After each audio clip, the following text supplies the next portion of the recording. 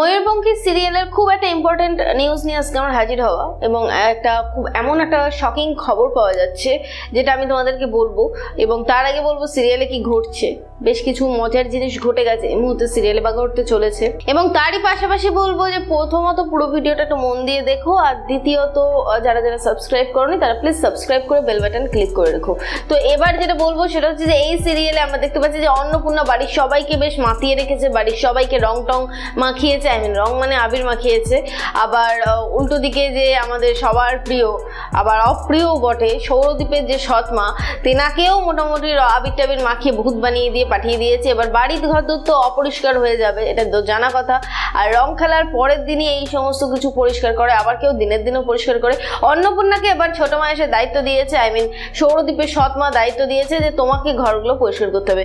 অন্নপূর্ণা মোটামুটি বেশ যেটা হয় আর কি, আমরা তো পরিষ্কার করি ন্যাচারালি যখন কেউ থাকে না তখন, কিন্তু অন্নপূর্ণা করছে যখন সবাই রয়েছে তখন। তো অন্নপূর্ণা যেটা করে সেটা হচ্ছে শ্যাম্পু কিংবা সার্ফ সেটা দিয়ে জল গুলে নিয়ে ঘরে ছিটিয়ে দেয়, দিয়ে ঝাড়টার দিয়ে পরিষ্কার করার চেষ্টা করে।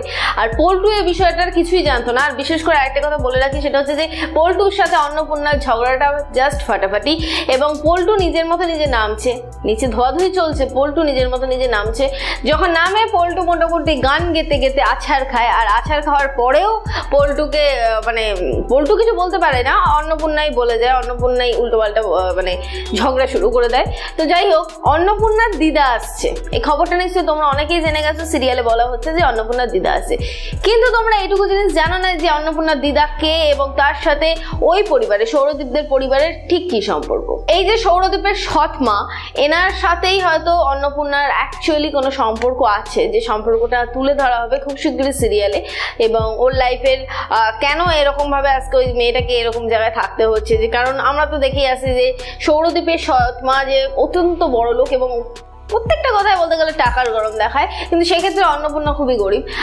এরকমটা আমরা ধরে নিচ্ছি যে হয়তো উনি অন্নপূর্ণা দেবী সৎ মায়েরই মেয়ে। তার কারণ হচ্ছে হয়তো পাস্ট লাইফে, অর্থাৎ আগে তো উনি এমন কিছু ভালো ছিলেন না, এবং আমরা এটুকু জানি, তোমরা যারা যারা জানো না তারা জেনে নাও, উনি কিন্তু বিধবা ছিলেন এবং বিধবাকেই বিয়ে করেছিলেন সৌরদীপের বাবা। কারণ সৌরদীপের বাবা যে কাজটা করে বা যে চাকরিটা করে বা যে অফিসটা চালায়, সেই অফিস চালানোর জন্য একটাই শর্ত ছিল, সেটা হচ্ছে ওনার মেয়েকে বিয়ে করতে হবে, আর সেই মেয়েটাই হচ্ছে সৌরদীপের সৎমা।